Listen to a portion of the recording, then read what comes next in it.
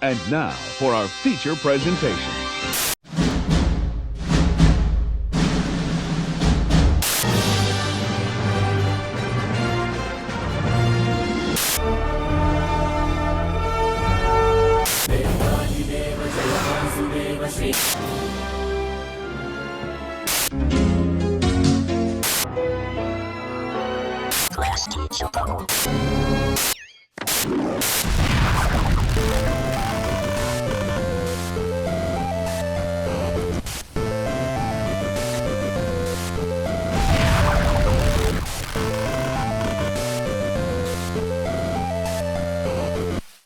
A is a very special, not very special, but it's a special podcast. We're doing Cinematic Relief with some special friends. That's us. Oh, okay. We're special I see. friends. You and I are. I get it. I get it. Yeah. So we're going to obviously a new Indiana Jones movie is coming out called Indiana Jones and the Dial of Destiny. It is reportedly, and it's looking like this is pretty, like, they're going to stick with this. This is the last Indiana Jones movie. Yeah. We'll get into that later. But, Okay. So, in preparation for that, we watched the first 4 Indiana Jones movies. But, not just that. And I'll get into this further in a second, I have never seen an Indiana Jones movie. So, this was my first time watching most of it. Should we have put first time playthrough on in the badges for this stream? No, because they fucked up how tags work. Oh yeah. So we probably couldn't even do that. So yeah, it was a very unique experience that I am going to talk about. Because yeah, we watched all of them. Me seeing them for the first time. Sort of. So like I was telling you, when I was a kid, a very little kid, not like, pooping in diapers, but little enough that I barely remember it, I did see the first Indiana Jones movie twice in its entirety. And then one day in, I think, middle school, when I was sick, I put on the second one, and I fell asleep. I think I watched like 10, 20 minutes of it, and then I fell asleep. And that's it. That is the end of me watching Indiana Jones until now. Yeah, where should we start? Do you want to give us, I think we should both give our lists, our rankings at some point. I feel like that comes last. Okay. If we want to give our rankings last, then let's give our rankings last. If that's the case, let's go movie by movie. I think before we go movie by movie, I wanted to talk about... So you asked a very interesting question once we were done with Crystal Skull. You asked me, so do you now consider yourself a fan of Indiana Jones? And I didn't answer you, and I'm still not going to answer you because I don't feel comfortable answering. I feel like I should... Now that I know that Dial of Destiny is like the last one, and like that's the whole series and that's all it's ever going to be, I'd much rather do that. I'd much rather wait and then be like, yes, I am a fan, or no, I am not a fan. Okay. So do you think it all hangs in the balance of the last one, or do you feel you could answer now but want to wait till you see it? I think I'm leaning towards that one. I feel like I could answer now, and my answer is probably not going to change unless this movie isn't what I expect it's going to be. But yeah, it was a very interesting experience, and I feel like I had more things to say about all of it. Well, I did want to, because here's the thing: I didn't want to watch these movies straight up, right? This has been a long conversation between you and I, not an argument, just a conversation where I didn't want to watch Rocky either, and then you sat me down. We watched the Rocky movies, and I really loved most of them. And you were like, "Let's do Indiana Jones next," and I was like, "I really don't want to do Indiana Jones," but new movie coming out, saw an excuse for an interesting podcast, and I was like, "Sure, I'll watch them all." And I think that I think the difference between Rocky and Indiana Jones is I loved Rocky 3. I liked 1 and 2 enough, but I loved 3. Sure. And when I watched 3, if you had asked me, are you a Rocky fan, I would have been like, yes, I'm a Rocky fan, and I am excited to watch the next 7 of these. And then I was, and then I did. I wasn't but I will say this. We watched the first one, and then when it came time to watch the second one, my attitude was basically like a job, right? It was like time to watch the second one. By the time it got to the third and fourth one, I was like, I had crossed the threshold into excited to keep watching Indiana Jones. All right. I feel like third's the lucky charm then, because it worked for Rocky and it worked for Indiana Jones. Well, Rocky. I feel like at some point, if I hated Rocky 1 and 2, and then I sort of didn't like 3, I feel like, because there's many more Rocky movies, I feel like there would have been a point where I'd be like, I'm not going to watch the rest of these. Right. But I ended up really liking them. Is 3 the one where Mr. T shows up? Yes, it is. Yes, the Rocky movie. Rocky No. is the one where Mr. T shows up. Sorry, before we talk about Indiana Jones movies individually, could you just turn us down on that? I think the meter is all the way up, and it usually isn't, if you know what I mean. Sure, yeah. Yeah. We might get a little softer. If we get too soft, let us know. I feel like it's somewhere in here typically. I'd put it just to be, put it down like a little more. That's very low. Let us know if you can. If well, we're still in the yellow. Still good. Yeah, you want to be. Oh, okay. Yeah. Cool. If I judged wrong and that's way too low, let us know. We'll put it back up. No, there's no problem on our end to do that. Okay, so let's talk. I thought that was a bug. Sorry. There's a bead of water going down your water jug. I thought it was a insect. That freaked me out. No, we're good. Speaking of freaky insects, let's talk about Indiana Jones. Okay. Because there always is freaky insects. Or little rats or reptiles. Yeah. Or something. There's always something. But would you like to start in order of how they released? Yeah. Okay. Yeah, we're going to discussions start Indiana Jones and Raiders of the Lost Ark. Previously titled, as you told me, just Raiders of the Lost Ark. I believe so. Changed Yeah, I don't think it was to Indiana Jones and the. Yeah, I believe when the first one came out, it was just called Raiders of the Lost Ark. I believe you because I believe I remember seeing a VHS with that title on it. I could be I was wrong. like, what's this? And my dad was like, it's an Indiana Maybe Jones. backups just slightly. Okay. Because I remember seeing Raiders of the Lost Ark. Let us know how that is. And I was like, what's that? And my dad was like, it's an Indiana Jones movie. I was like, oh, but it's not called. It doesn't have his name in the title. Even as a kid, I was like, huh. So I think you're right about that.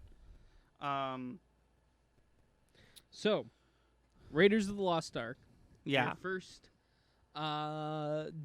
delve into the Indiana Jones franchise. For anyone.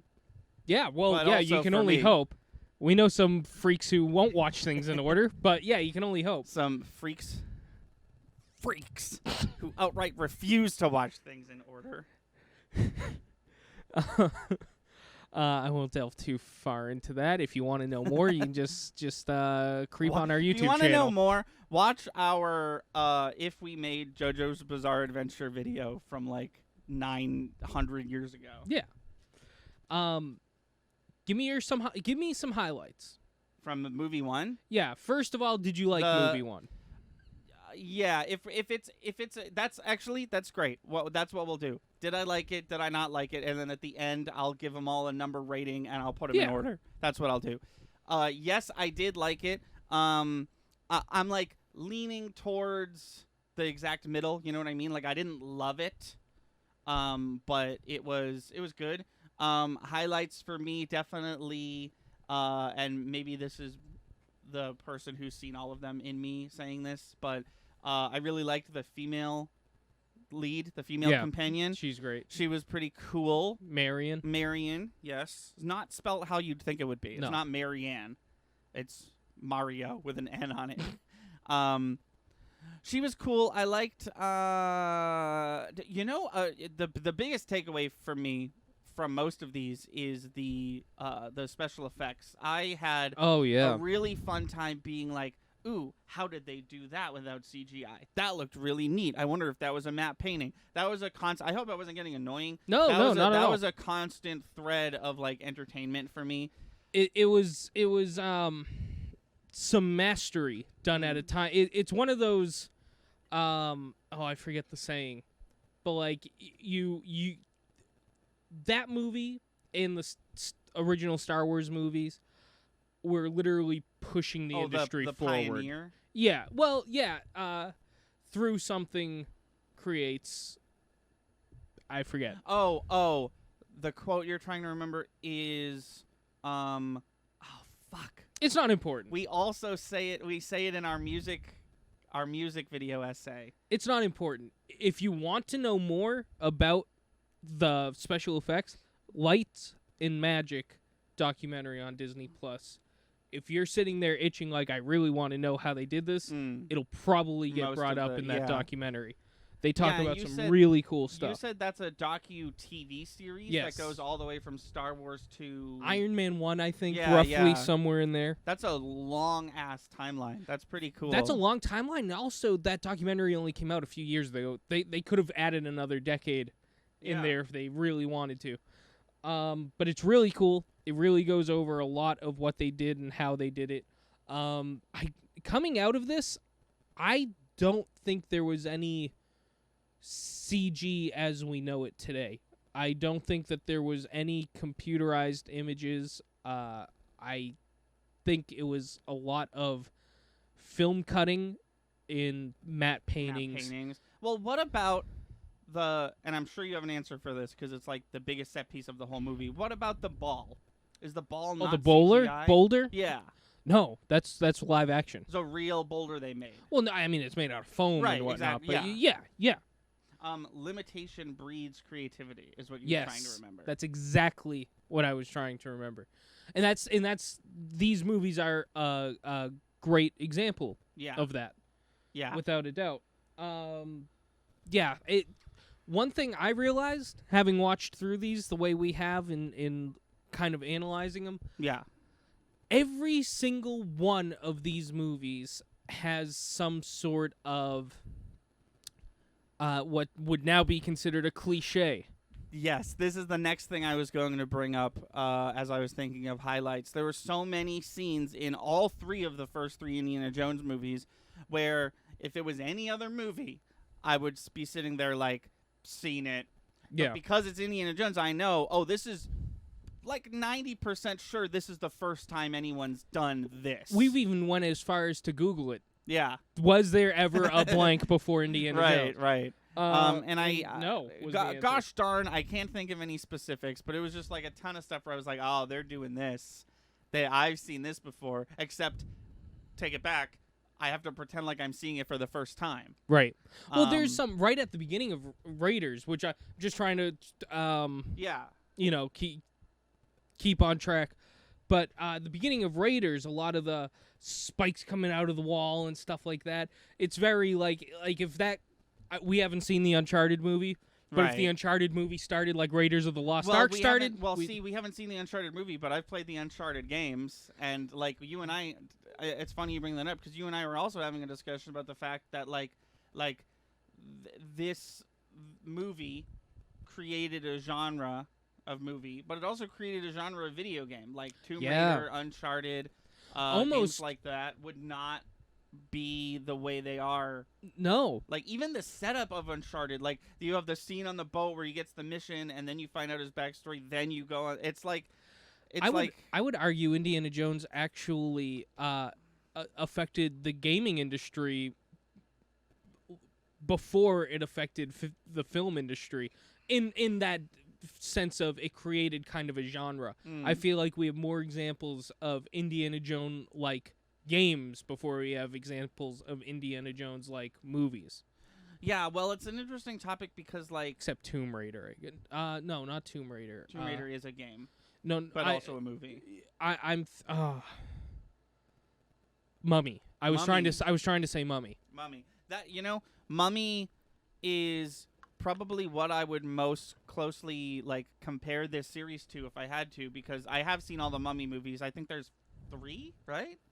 Sure. I did see all of those, and it's kind of the same. It's like handsome adventurer and his kooky friends are digging around in places they shouldn't, and then they uncover, like, right at the end, it was supernatural the whole time, and there's like some sort of magic that happens.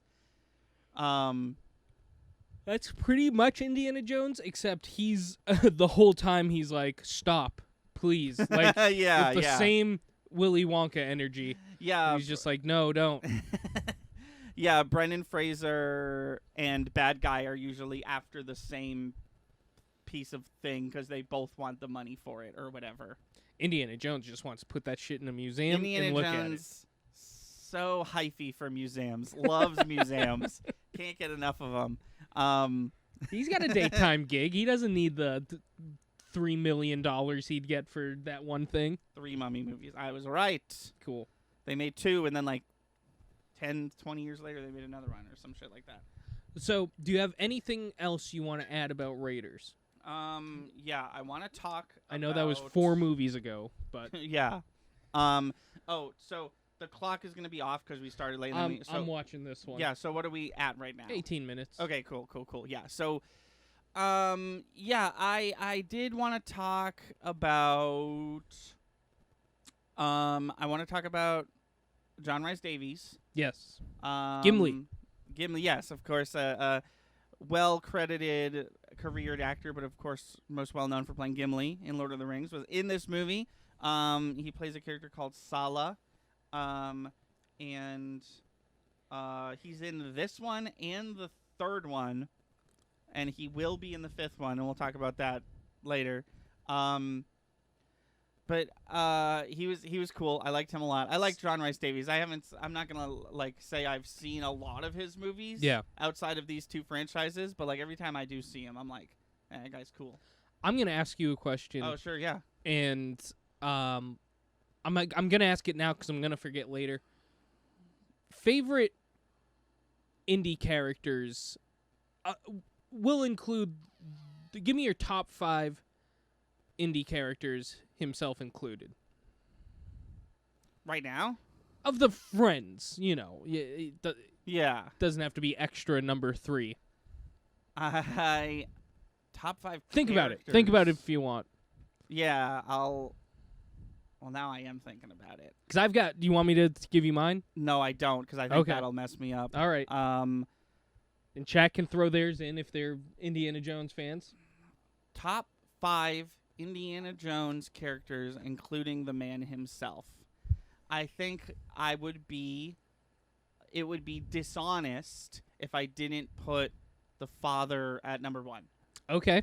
So we got Henry Ford Sr. at number 1, and then I think Indy himself is right there at number 2, and then Marion, and then Sala, and then Elsa. Really? Yeah, I liked her a lot. Interesting. Even after she became it was revealed she was evil. I was You just liked all her different cosplays. her different cosplays. We had Desert Nazi, Oh yes, we did. had That's right. We had a lot of costumes. Austria Nazi. We had Pretend Not to Be a Nazi in Venice Nazi. No, it was a twist. It was a they Yeah. had a Ooh, we got one. 3 movies in, right? Mm. We have a formula, and like even 3 movies in, they didn't want to be like. I forgot one of the cosplays. I'm sorry. Secret Spy Nazi. Even 3 movies in, they didn't want to be like super predictable. So they were like, what if this time the Bond girl was evil? Right. No, and that was cool because she was the worst part of. Well, we'll get there. Yeah. I'm gonna give mine. I'm also gonna put Indy's dad first. Indy, then these 2 are hard. I'm gonna put Marcus, Sala, Marion. Okay. I like Marcus. And then Monsoon from Thunder Lightning Gaming says Marion, then Short Round, Sala, Henry Jones Sr., then Indy. Short Round would have been 6 for me. Short Round is pretty great. He definitely doesn't make my list, though.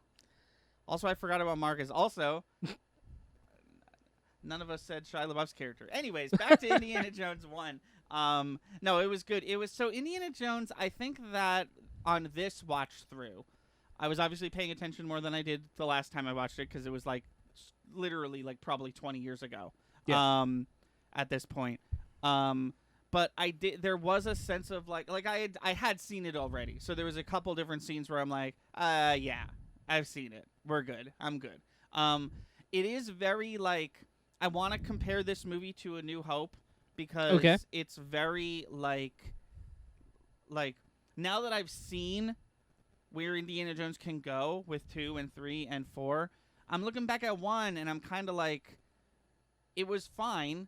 But that's because it like didn't take any chances. Yeah. But that's because it was the first one. It had. It actually took all the chances, but all the chances looked dull compared to the predecessors. Right. They had to. Indiana Jones 1 does a really good job of setting up this character and this world. Yeah. And you don't expect having that when you see all 4 of them. You don't expect like the theming and tropes. I will use the word trope, but not negatively. You don't expect the tropes and the themes of that movie to persist the entire series, because the movie, the first movie sets up a few things. Indiana Jones. Oh, we got another one. I'm so sorry. Sala, Short Round, Marion, Mutt, and Indy. So he did make the list. Yeah, sure. Yeah, sure. Continue. I'm sorry. Why you put? Oh no, I'm not gonna judge you. I did notice though that you put Mutt before Indiana Jones. He likes him. It's just odd. I'm not saying you're wrong. Obviously, you're not wrong. It's just odd. First Indiana Jones movie sets up the teacher who. Do you mean Indiana Jones, the teacher? Yes. Okay. Teacher who goes on treasure hunts, likes women, but not too much. It's not like a James Bondian level of like womenizing. It's just sort of like, it might happen. Sure. Yeah. There's a woman here, of course. But if she doesn't want it, I'm not gonna. Yeah, he's kind of your average dude when it comes to that. Yeah. Except that one scene in 3. There was one scene where he got kind of forceful. He like went in a little too hard for a kiss. Oh, before we knew Elsa was Yeah. And it also sets up the whole like these movies are realistic nonfiction until you meet the artifact he's trying to find and you realize it has supernatural powers. The other thing it sets up is the whole concept of like you got the thing you wanted and then it killed you. Mm-hmm. Which is a theme throughout all of them. So I don't know. I guess what I'm saying is like, if we get to my rating and Indiana Jones 1 is lower than you thought it would be. This is your explanation? This is my but I think you're forgetting something, and I'm upset this didn't make anybody's list. What about Nazi Monkey? Nazi Monkey is There was a dead Nazi and in monkey hell. in this movie. Yeah, there was a Nazi monkey and it died off camera and it's in hell now because that's where Nazis go, even if they're monkeys, I assume. Yeah, there was a little Nazi capuchin. And you were all over it, and I was so excited for the Nazi reveal. That he was a Nazi. Yes. It's exactly what happens in Pirates of the Caribbean. You meet this tiny little monkey, you're like, cute little monkey character, and then it turns out to be evil. And you're like, son of a bitch, I trusted you. I'm never trusting my Night at the Museum, Pirates of the Caribbean 1, Indiana Jones, Raiders of the Lost Ark. I'm done trusting capuchin monkey characters on movies. Every time from now on I see one, I'm gonna immediately be sus. Be in the corner like, you could just be like, fucking faker. You're gonna turn evil. Well, you could just sit there and be like, I've seen a Nazi one of these. And that just should immediately put you in the mindset of like, it could be anything. Oh, man. One of them Sieg-Heiled another person. He did, yes. The monkey. The real-life monkey. Yeah. They could do anything. So always be sus. Once you train a monkey to do that, it's in there. Yeah, that's scary, right? There's between 83 and 92, there was a monkey out there who knew how to Sieg Heil, which is frightening. Yeah, so Indiana Jones 1 was fine. That's kind of where I'm at. It wasn't great. It wasn't fucking terrible. It was fine. Okay. It was a fine movie, and it left me... Seeing it in 2023, I feel like that's a fair judgment on that film. Yeah. Thank you. What do you... Because I feel like you should give a little... how you thought of it for all of them too, even though you've seen them all. Yeah, I mean, this is my first time. This one is up there for me, just because it's such a cultural phenomenon. There's so many things from this movie that have just been done over and over and over again that you get back to Indiana Jones and you're like, they did that here? Why? What did they steal that from? Oh, nothing. Yeah. Except, I mean, there's definitely some, like, 1920s movies that, Steven Spielberg and George Lucas probably did copy for scenes. Oh, but everyone making a movie steals, no matter what. Yeah, but as far as modern culture is concerned, right. No, it started at Indiana Jones. You're watching a cartoon, you're watching a parody, you're watching a movie, someone's in a hallway, they step on a brick, it lowers poison arrows. That's in like everything. That's from Indiana Jones. Yeah. So I hold that one in high regard, if nothing else. I think it has the most, as you put it, tropes, but they weren't tropes. They weren't tropes. When that movie came out. That movie's scenes. Yeah. It was just scenes from that movie. Also, shout out to young but still kind of old Alfred Molina. Oh, yes. Yeah. Actor who plays Doc Ock was in... Straight up in the beginning of Raiders. Indiana Jones: The Raiders of the Lost Ark for like 2 scenes, maybe 5 whole minutes screen time. Crazy. Crazy that you've picked that out immediately, too. You're like, isn't that Doc Ock? And I was like, what? Well, it showed his name in the credits. That's even weirder that he got opening credit name drop. That is weird. I thought you were going to say it's weird that I recognized his name. No, it is weird. I was just thinking that it's weird that he's in the opening crawl. I mean, maybe. You know what? No. I think it's genius that he was in the opening crawl because you've never met either of these characters before. You meet the two of them. They're being buddy. They're being buddy. You assume they're like... It's easy to assume that they're like long friends. Assuming you know who Alfred Molina is, the scene starts. You're like, oh, there he is. He was in the opening credits. He's probably going to be main character. And then he betrays Indy right away. And you're like, what? My friend Alfred Molina from the credits? You were a bad guy and now you're dead. Great. That's fair. That's fair. So maybe it was intentional. Maybe. There's no hard confirmation. But yeah. Let's talk about Indiana Jones and the Temple of Doom. I know these names. I can just say the names. If you just look at me and say, talk about the second one. The collector's edition and I read it off of the thing. Okay. You started this off like that too, and I was like, I know what it's called. The first time I did it, I wanted to make sure that I didn't make up that it's called Indiana Jones and the Raiders of the Lost Ark. Second time, it was a bit that you stomped all over. So let's talk about Temple of Doom, starring Harrison Ford and Ki-Yun Kwan. You said Harrison Ford, and I was like, it's starring Indiana Jones, you idiot. And I don't blame you at all, because the man's name is Harrison Ford, but the character's name is Henry Jones. You, on a number of occasions, accidentally said Henry Ford. Yes, which is not anything that has to do with this. Well, it is something. Movie. It's the guy who created the Ford car. Right, no, of course, but almost nothing. There's cars in the film, but other than that, almost nothing to do with these movies. Let's talk about Temple of Doom. I didn't hate it. I don't know why. Okay. I thought I was gonna like really dislike it. You talked this movie up. You didn't. You said what you said, and I completely understand what you mean. You said this is the worst one, but they're all great, and I couldn't agree more. Least favorite part, no surprise, is the female protagonist. Yeah, she's honestly coming out of this. I haven't seen this movie in years. Coming out of this watch through of this movie, Might be the only reason I dislike this movie. Everything else was like on par, but she was so much of this movie. Mm-hmm. I hate to. It's such an easy like. Yeah, this is Pauline's favorite. Yes, it is. And we made sure we watched it with her, and we watched the rest of it with her too. Yeah. We just happened to have some free time to fit in Indiana Jones 1 into our schedule. But yeah, there are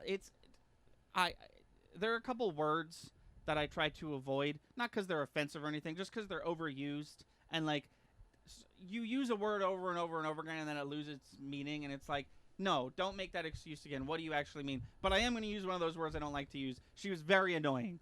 Yeah. And I really don't have anything like more nuanced to say about her. She was just annoying. It was an annoying part of the movie.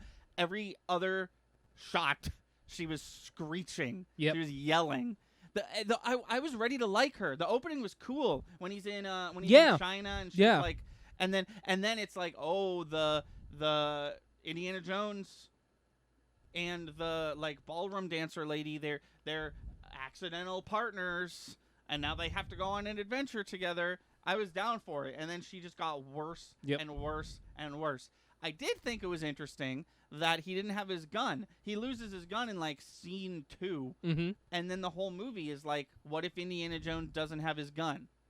Because he didn't. Yeah. Because there wasn't like every Indiana Jones movie. There's like there's like a cool down where it's like, we're gonna relax for a few scenes. We're gonna talk about the mission. We're gonna fuck. We're gonna, we're gonna have dinner, whatever. That scene in this movie was not a cool down. That was a ramp up. That's what I mean. This one didn't have one, so there was no chance, because Indiana Jones like was kidnapped and then like fell out of a plane. Like the adventure just started without him. The adventure started too soon. Yeah, he wasn't prepared. There was no scene for him to be like, well, hold on, let me go purchase another gun because I lost mine.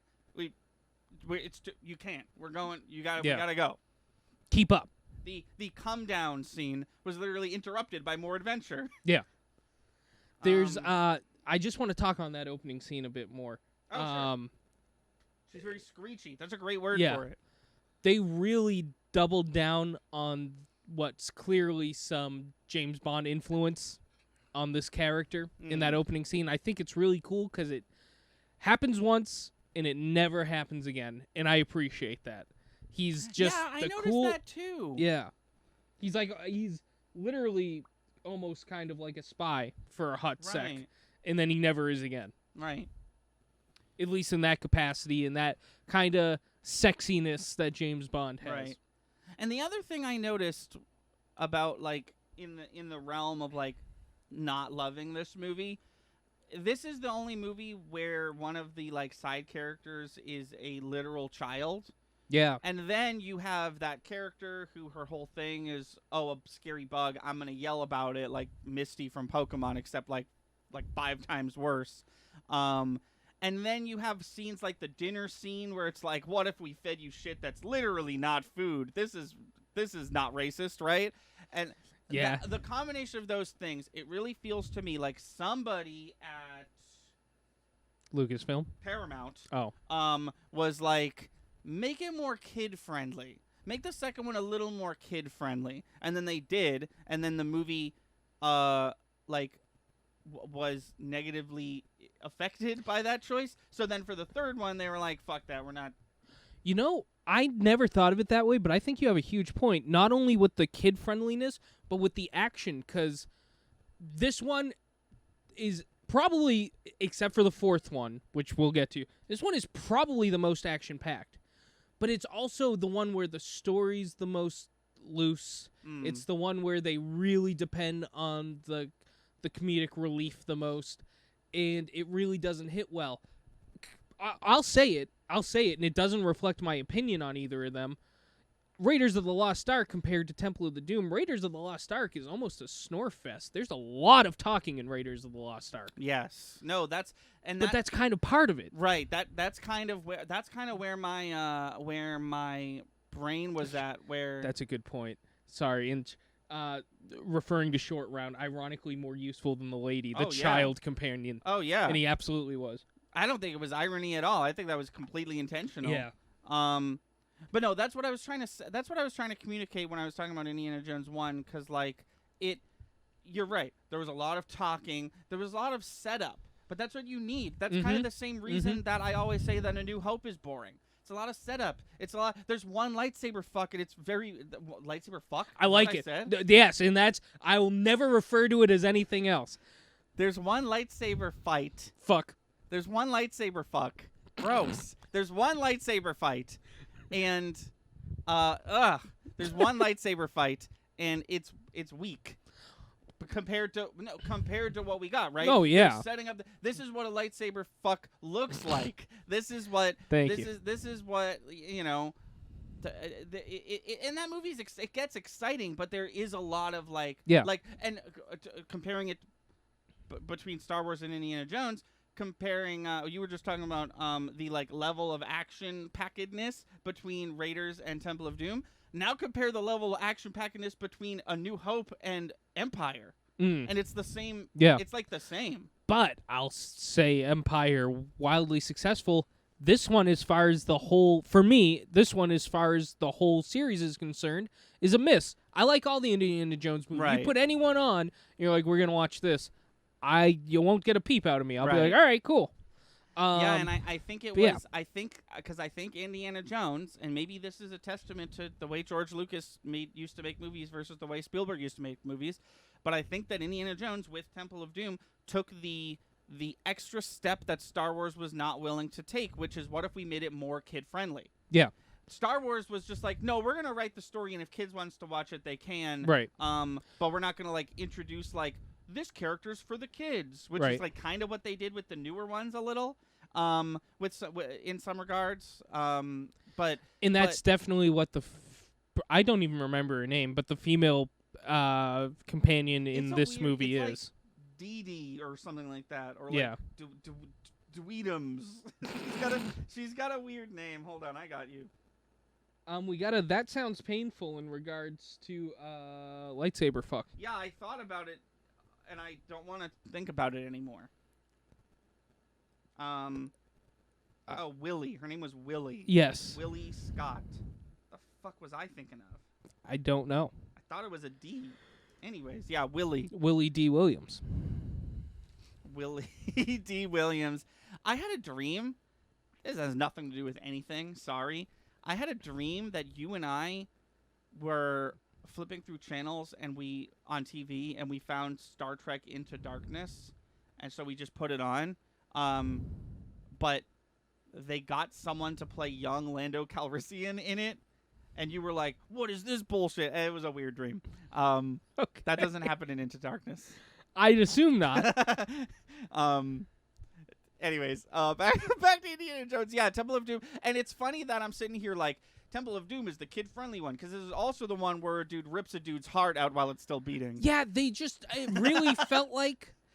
And it's crazy that they did this and then immediately got back on track, which we'll get to eventually. But it's weird how they were like, okay, it was good. It was good. And then didn't fall on their face, but definitely stutter-stepped. No, they were where do we want to go with this? And they kind of spanned it. They were like, a little for the kids, a little for the adults, and they just didn't know what they wanted it to be. Right. And then it's almost like they got...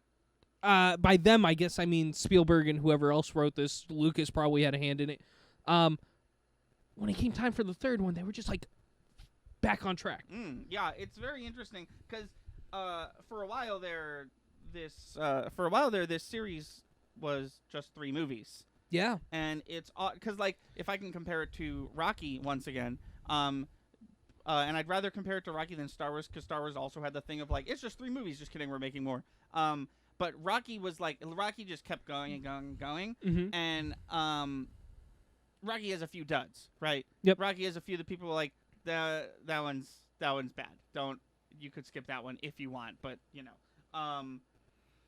but it's weird when it's just 3, because you're right. Temple of Doom isn't a travesty. It's pretty enjoyable. And I did want to talk about one more thing about it that I really liked. But it's not like the worst movie ever. It's just the worst Indiana Jones movie of the 3, right? So it's just, I don't know. It's just odd to me that it's there's only 3 Indiana Jones movies, and it's like, oh, are they all really good? No, but you'll see. I did want to talk about so 2 was my least favorite.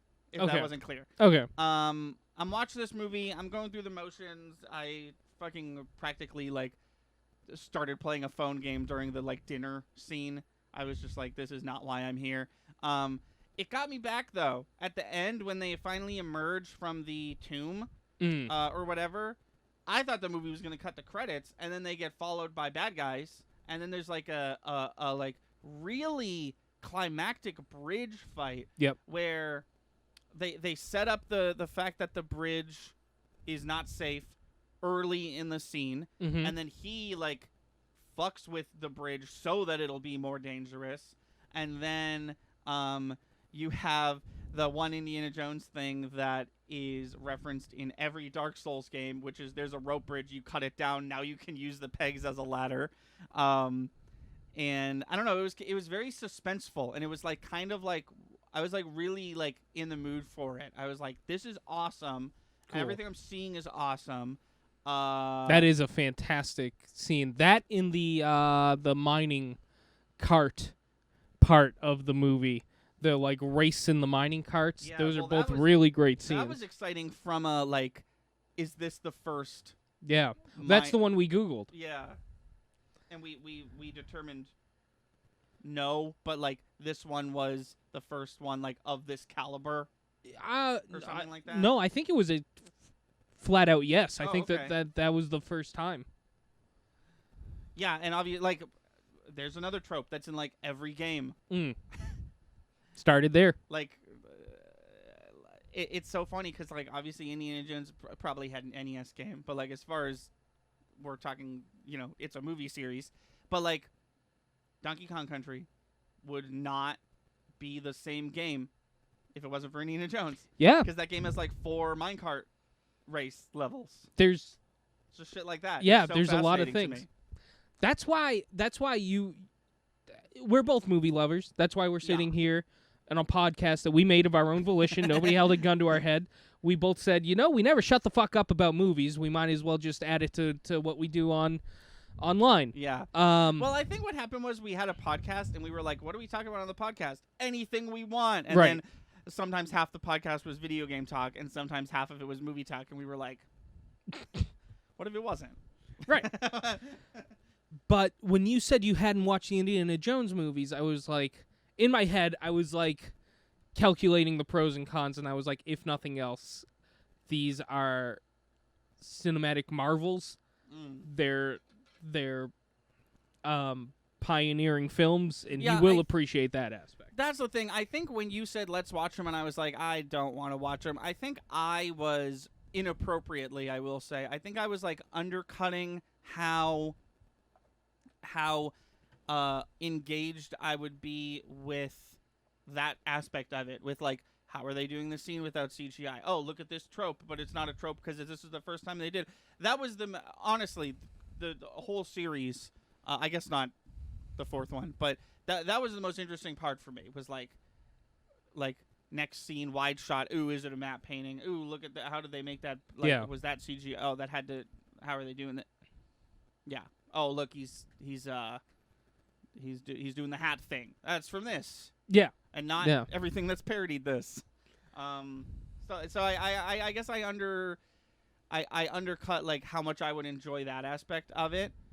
And I think honestly I would have enjoyed that aspect of it even if these movies were like, if I hated all 4 of them, I think I still would have enjoyed that part of it. Oh yeah.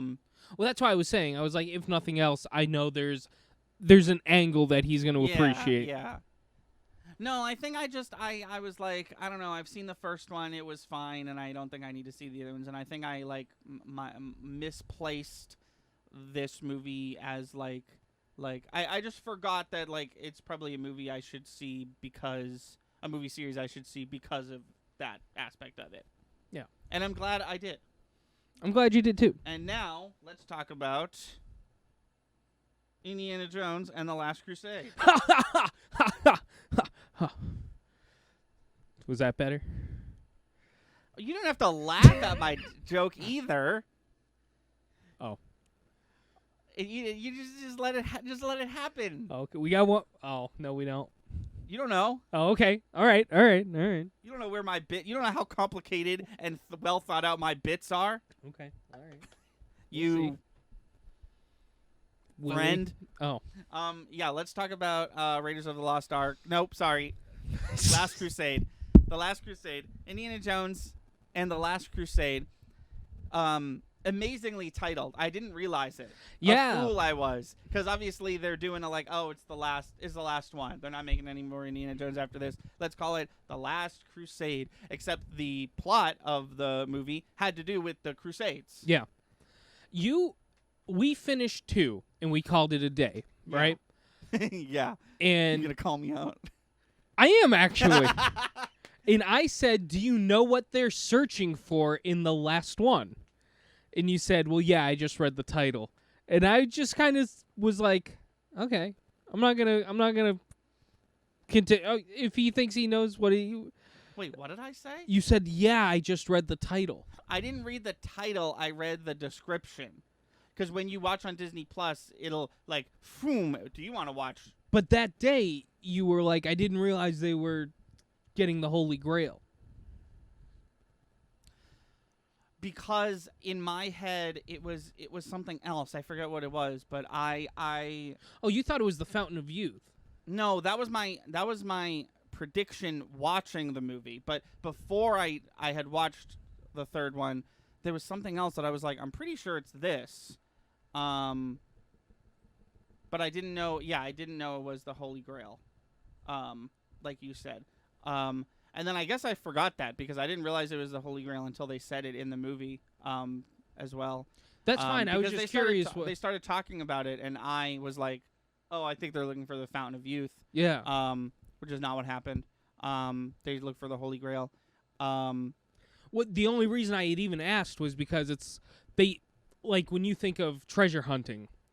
Oh, yeah, I just didn't connect the dots. No, that's fine. I needed someone on screen to say, like, this is the last of the Crusades. And I was like, oh, fuck, the title's really good. I just, the only reason I even asked you in the first place was just simply, I was like, isn't that cool? So, like, was going to be the last one. Right. And they got, like, the big thing. Right. Yeah, that was the only reason I asked. Yeah. Yeah, so Indiana Jones and the Last Crusade. Oh, is this the one with the boulder? No, that's the first one. That's what, yeah. Yeah. Someone already replied to the third one is the one with Sean Connery. Yes, the third one is the one with Sean Connery. We will talk about that for sure. Yeah, so Indiana Jones and the Last Crusade was excellent. It was the best one of the 3 so far, hands down. And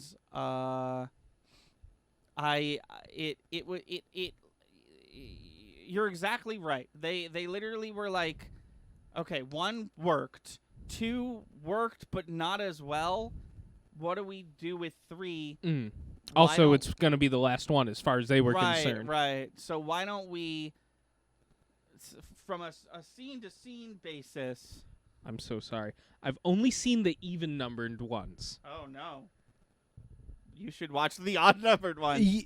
Actually, yes, you should watch. Holy shit, should you watch the odd-number ones. The odd-number ones, as of now, are arguably the best ones.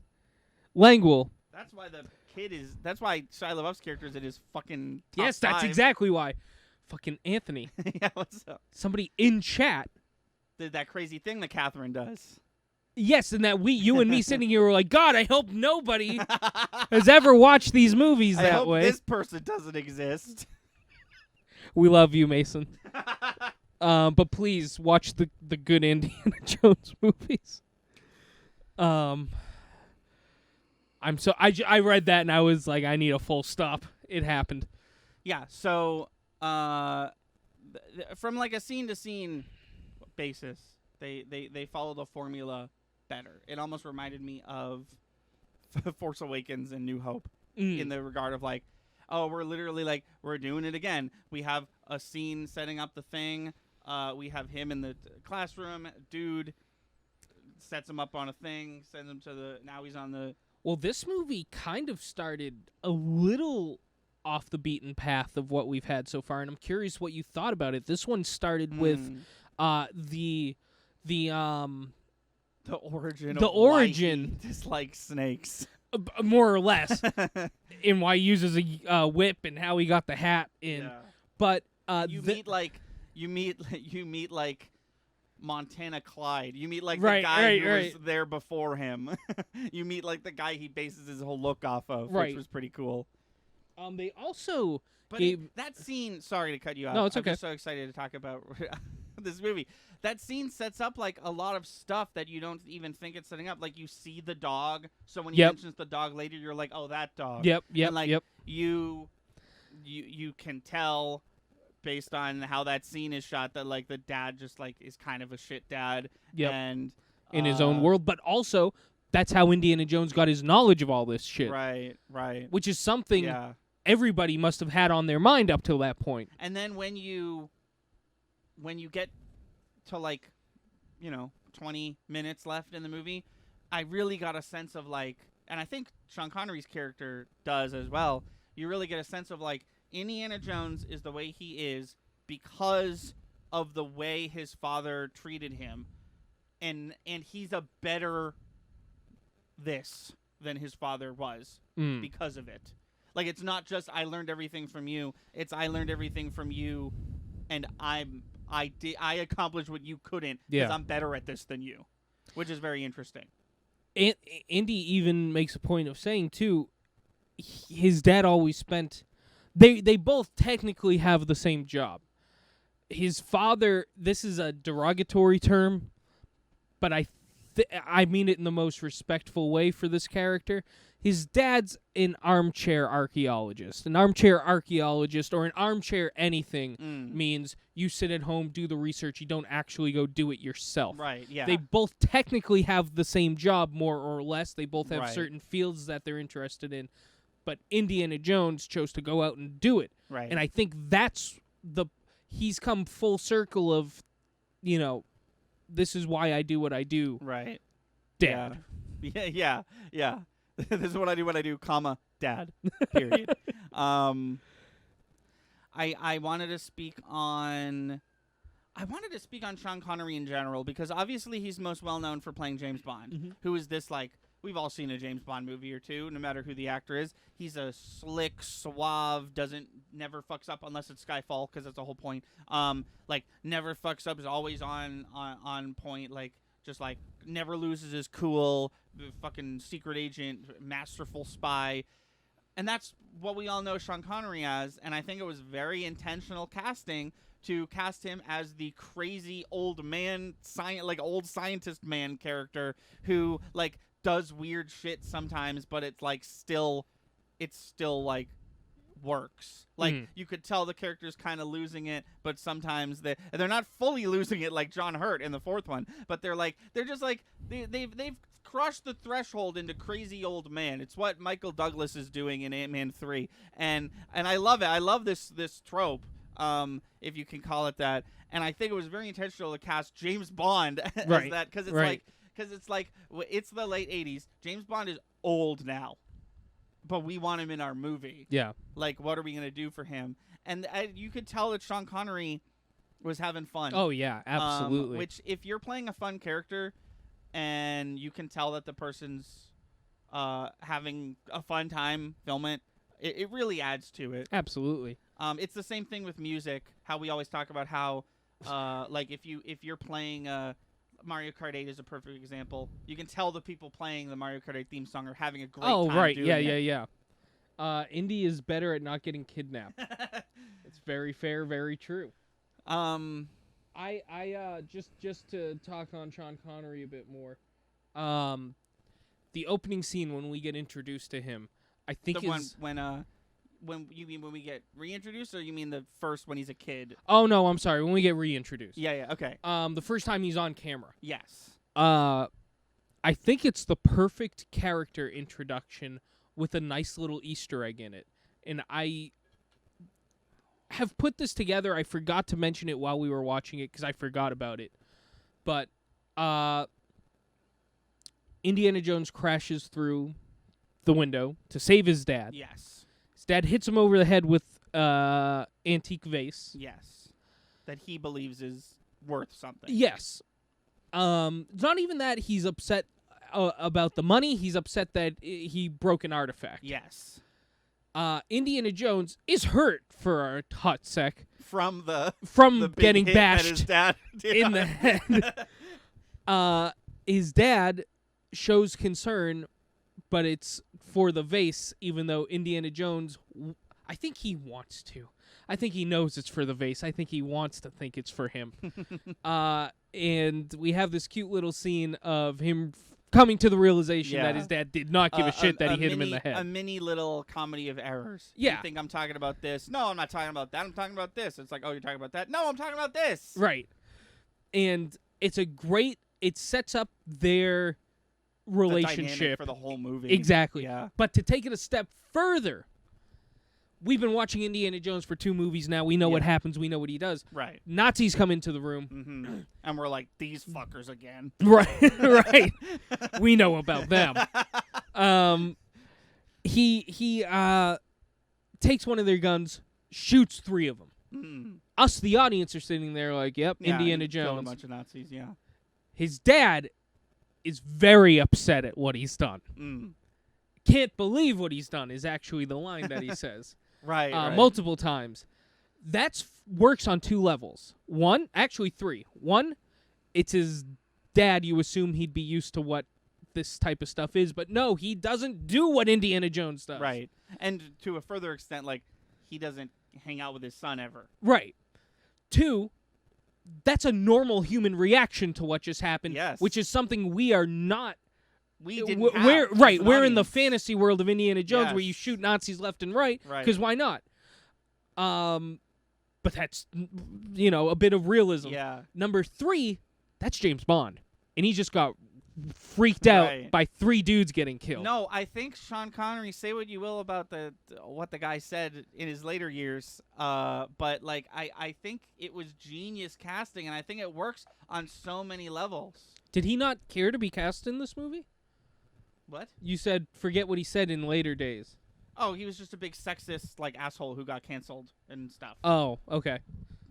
I think he was genius casting in this. Absolutely. He And did a phenomenal he job. He works on every level. He's like a, and this is usually sometimes this comment can be negative, but I do not mean it like this time. He's almost just like a catch-all. Mm-hmm. He's literally like I didn't think Indiana Jones' dad would be so important, but it's like, do you want the audience to feel a certain way? Well, you have a spectator of what's happening, watching along with you, basically. Do you want comic relief? There you go. Do you want someone to like who has all the lore on your favorite character, Indiana Jones? Right, right. He's got that too. Do you want him to be the voice of reason? Do you want him to be the voice of reason? Do you want him to be like antagonistic? Like I feel like there's a few scenes where he's like, "No, we can't do that. Yeah. Don't do that." So wait, are we saying that Sean Connery, the Sean Connery, is the best indie girl? That's yes. Yeah? What I was. That's That's what we're getting at? If it's between, if there's 3 of them, no, there's 4 of There's them. 4 of It's them. Marion, Willie. Elsa, Yeah.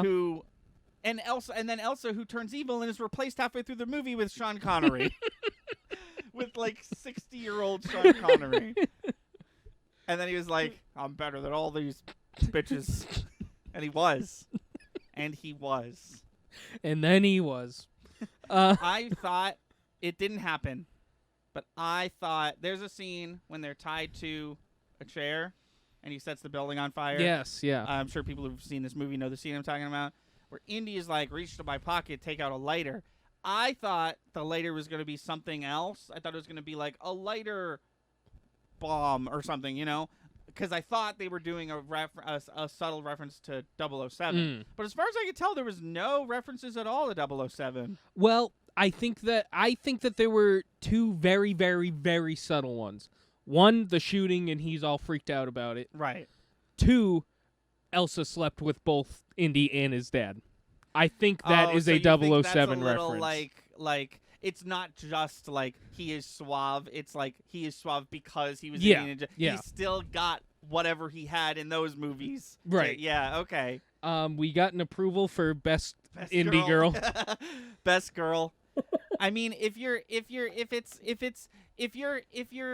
competition is between Marion, who, if we're using the word girl literally, is the best indie girl, a screeching nightmare, a Nazi, Sean Connery, or Shia LaBeouf, like Well, there's two indie girls in that movie. There's Marion again. Marion again, except old now. Yeah. And Shia LaBeouf, John Wayne. Yeah, right.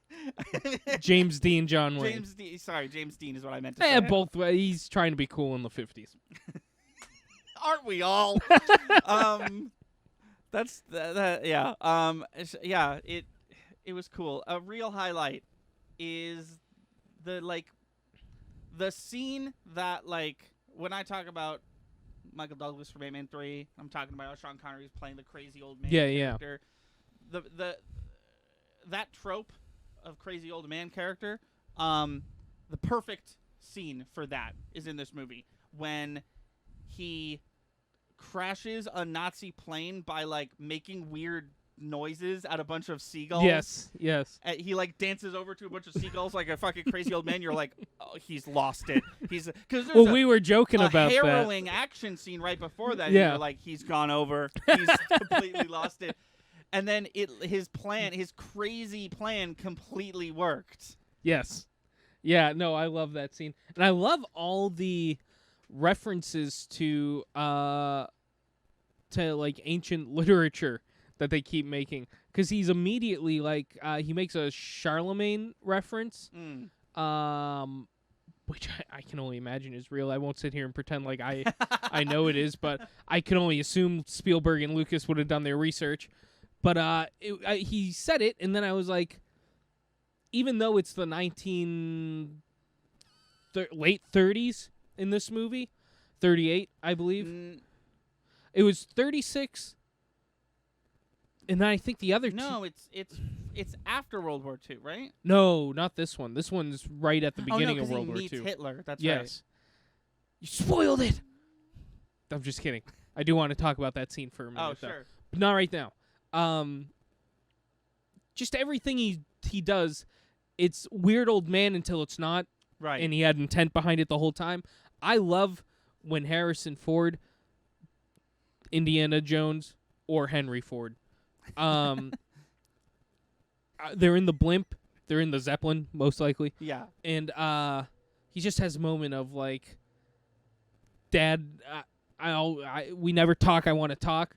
And his dad's just not in the mood. He's like wants to do stuff. And Sean Connery gives the best crazy old man eyes I've ever seen for such a suave younger guy. Now he's just sitting there like, yeah. And I believe the line is, "Aren't we talking right now?" Yeah. Or something like that. Like he wasn't being. well, he says, "What do you want to talk about?" Very like blunt, like get to Right. the point. And he wasn't like he wasn't. I feel like in that moment he wasn't like being a dick about it. He was like literally being an old man of like literally an existential dread of like, "Aren't we talking right now?" Yeah. Did I forget what talking means?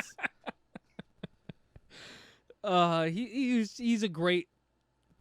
The chemistry they had, it was just really solid pairing, those two. Yeah, and In they've that never movie. done anything else together, right? 1938 was the 3. I don't think so, and it breaks my heart he wasn't in 4. He lived another 15, 18 years. Yeah.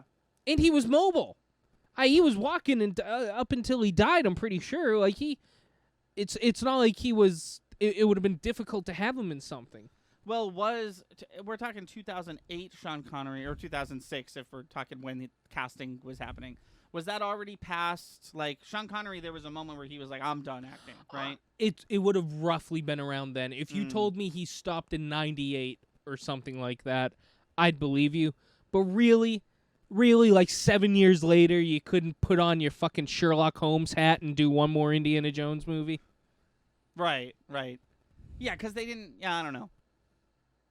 Yeah, so let's talk about Indiana Jones bonus material.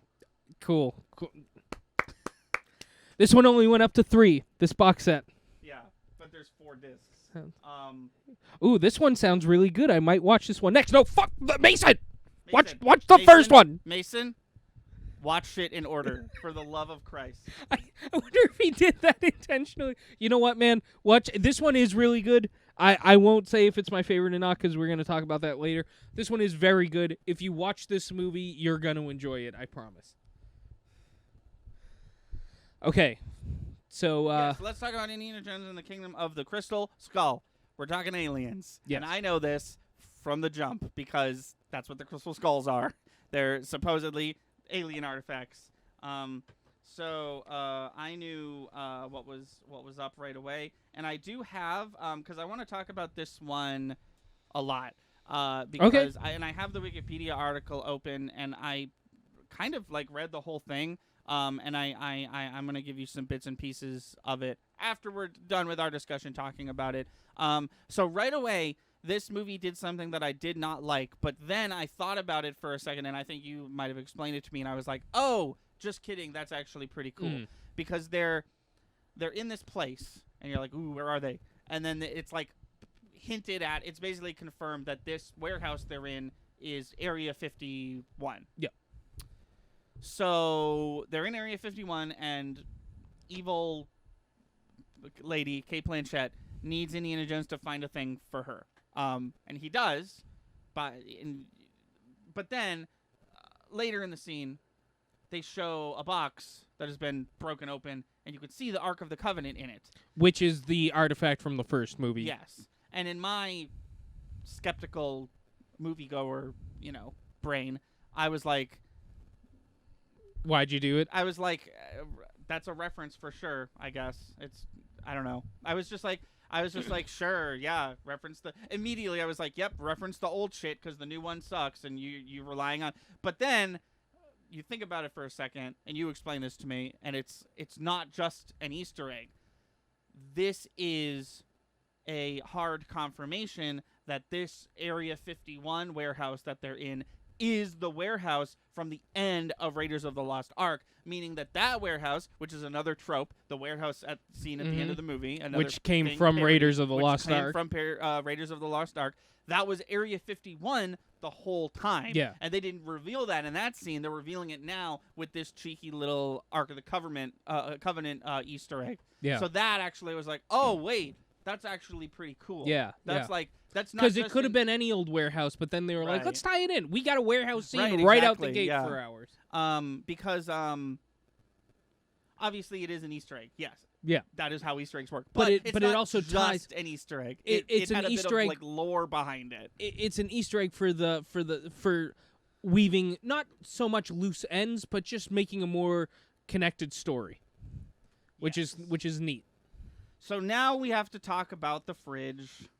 Oh my god! Oh, I guess you didn't jump that far. I didn't. No. Yeah. Okay. I saw a little thing on the fridge. Also, the fun fact: the Communist Party of the Russia Federation called for a ban of the film, accusing the production team of demonizing the Soviet Union. Let's not pretend like this isn't exactly what they would have done in the 50s. This movie takes place in the 50s, by the way. Harrison Ford, aged like 35, 40 years. This movie takes place like 18 years later. Yeah, so here's the bit on the Wikipedia article about the fridge. If you don't know what I'm talking about, if you do know what I'm talking about, you're Mason. If you don't know what I'm talking about, Indiana Jones has to survive a nuke, so he gets into a fridge, and the idea is that fridges are lead-lined. At least back then they were. Back in the... Yeah, so some disappointed Indiana Jones fan used the term nuking the fridge, and as soon as I heard that, I remembered that. This was like a meme, like right before memes were like in the public eye. A reference to the scene in which... the fridge. When the franchise crosses into the absurd, similar to jumping the shark. So you know what that means, right? Mm-hmm. This phrase has appeared across the internet, blah, blah, blah. So asked about the scene and the phrase, Spielberg said, "Blame me, don't blame George." George Lucas wrote this film. "That was my silly idea. I'm proud of that. I'm glad I was able to bring that phrase into the popular culture." Lucas denied this, saying Spielberg was trying to protect him. According to Lucas, he had assembled a dossier of research data to convince Spielberg. Lucas stated that his research claimed the odds of surviving in the refrigerator are about 50-50. Okay. I mean, at least he did some research into it. Yeah. Also, why hate on that scene? I mean, if you don't think it's believable, that's fine. This isn't the first non-believable scene that ever happened in a movie. Yeah, that's... You're watching Indiana Jones. Shit's gonna get cray. It's the difference between... It really... And this is a lazy answer, but it's the difference between releasing a movie in the 80s when there's no internet and releasing a movie in the early 2000s when there is only... It's like basically like 70% of all... communism is over the internet. Not communism. Communication? Capitalism. Oh, okay. Not communism. Jesus. Wrong word. It's just like that was a little stupid to some people, and they expressed their opinions on the internet, and then it exploded, and everyone's like, "Yeah, that was stupid." I see this happen. I've seen this happen the entire time the internet has been live. There's something. A movie comes out, and I'll watch it. I'm like, that was pretty neat. And then someone's on the internet is like, but wasn't that one scene fucking stupid? And doesn't this movie deserve a 0 out of 10 now? And then, and literally everyone is like, yeah, you're right. That was stupid. And I have opinions now. And it was stupid. And fucking Indiana Jones. Indiana Jones has always been terrible. 0 out of 10. Nuking the fridge. Hashtag nuking the fridge. And it's just like, calm down. This happens in like the other way too. It's rare. But like it happened with the Justice League movie where everyone was like, man, that Justice League movie was shitty, but I know that it could have been better because I know that his shit was stolen from him. He should make it again. And it's just like, calm down. Calm down. The fridge scene is not that bad. It's silly, sure. I'm not sitting here saying it's not silly. It's just not like pitchfork worthy. Right. It was just like something that happened in that movie. Are you telling me Indiana Jones narrowly escaped something? In a bizarre fashion. Yeah, are you telling me Indiana Jones should have died in that scene, but luckily he survived? It just sounds like they're shocked that something like that would happen. Yeah, he did something crazy, and he survived it. Like an Indiana Jones does. But ever appropriate for Indiana Jones. Well, exactly. I do want to talk about Shia LaBeouf because he was definitely The boof. He was definitely a standout in this movie, and I don't know if I mean that negatively or positively.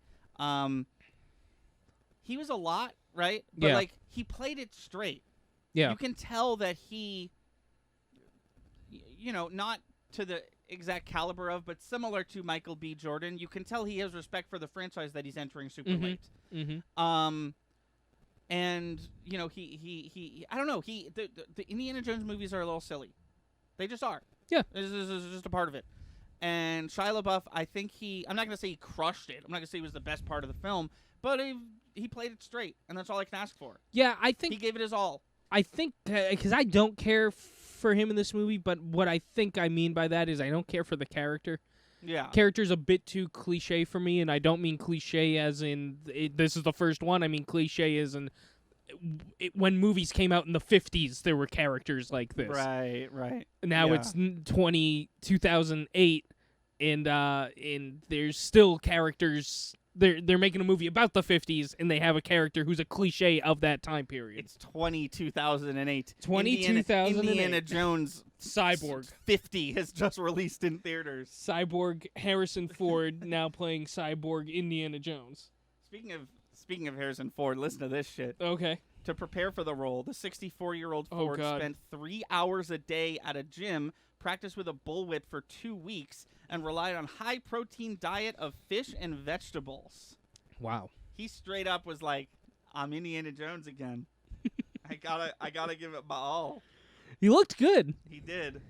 But honestly, I've always been attracted to Harrison Ford. Can I say that? Yeah, young Indiana Jones, young Harrison Ford, middle-aged Harrison Ford, old man Harrison Ford. He's still handsome. He's been handsome the whole time. Yeah, he's a good-looking guy. I'm not sexually attracted to Harrison Ford, but I can acknowledge he's a good-looking guy, and I'll say it. I think you just said it. I can't picture a time where I was like, oh, he got old and fat, and now he's an old fat guy. Right. He's just always been Harrison Ford. But he also, like, hasn't lost his like acting chops. Like No. I feel like there are some actors where you're like, he's old, sucks, Right, but right. it's happening. But like, say what you will about Force Awakens and Rise of Skywalker, but like he was just Han Solo again And in those movies. Talk you know? about yes, I do, and talk about just being born for it. right. Dude, like never took acting classes or anything like that. Just kind of jumped into it. Have you ever seen American Graffiti? Describe it to me. So it's the movie George Lucas made before Star Wars, No, I haven't. and it stars Harrison Ford. Okay.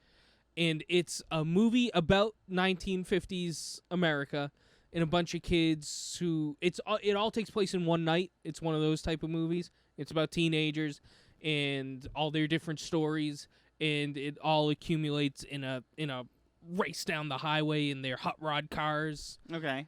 It's really good. Oh, okay. Cool. I would love to watch it, and we could even do a podcast. Is if it that was, Lucas written and directed? yeah, I'm pretty sure Ron Okay. Howard's in it, which is neat. Ron Howard's in it. Oh, interesting. Yeah. Cool.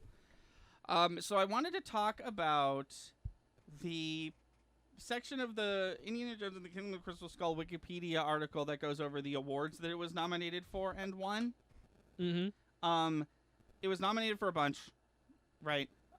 It won 2, and I disagree with both of them. Oh, interesting. So the first one, hello, I'm talking directly to people who edit Wikipedia articles. Don't include this in this section. But this is, they won the Golden Raspberry Award for Worst Prequel, Remake, Ripoff, or Sequel. Wow. Which is like, okay, I guess. I'm curious what he was up against. He was up against The Day the Earth Stood Still, disaster movie, Star Wars, The Clone Wars, and Speed Racer. So just a lot of really good movies in that category. Thank you very much, shit. Raspberries.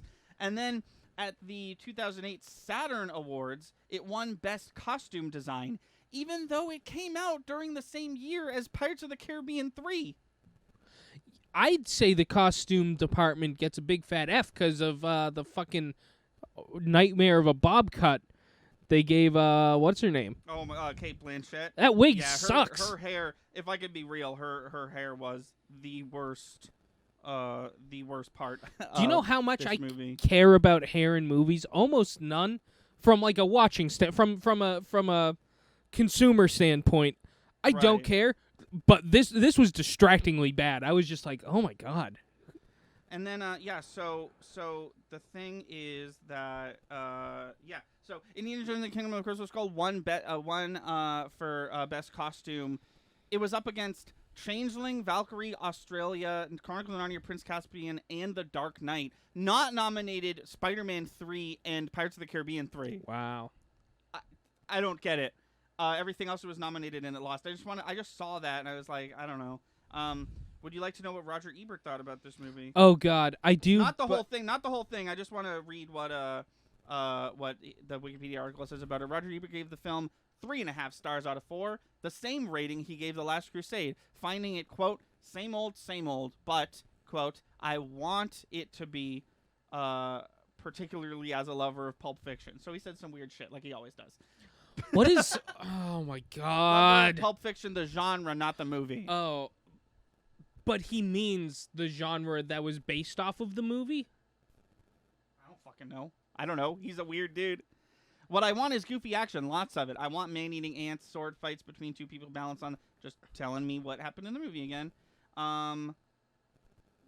Yeah, explanation for flying saucers and throw in a lot of monkeys. So he's just dying slowly, and his brain is leaking out of his ears. Like he has been for the last 10 years of this. Anyways, Wow. Yeah, so... I need to talk about something. Yeah, go for it. Because this series has wronged us, and I'm hoping that they correct that wrong in this 5th one. But I doubt it, because I feel like we would have heard about it at this point. I thought we did, but we didn't.